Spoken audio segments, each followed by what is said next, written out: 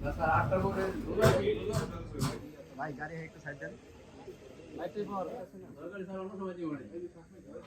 একটা গোপন সংবাদের ভিত্তিতে এখানে অভিযান পরিচালনা করি শাহজাহানপুরের এই মেসেজ ফয়সাল এন্টারপ্রাইজ।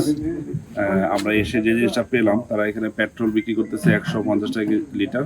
গরমে আরাম নিয়ে হবে না হাহুতাশ, ঘুরলে পরে ওয়ালটন ফ্যান বাতাস আর বাতাস। এবং ডিজেল হলো 130 টাকা লিটার।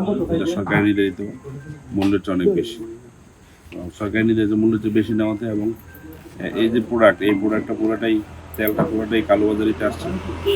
তারা যে কোম্পানির কাছ থেকে সেখানে কিন্তু তারা বৈধ কাগজপত্র বা রসিদ এগুলো দেখাতে পারেনি, এবং যেই গ্রাহকদের কাছে বিক্রি করতেছে সেখানেও তারা কোনো ধরনের রসিদ বা বৈধ চ্যানেল এখানে মেনটেন করে।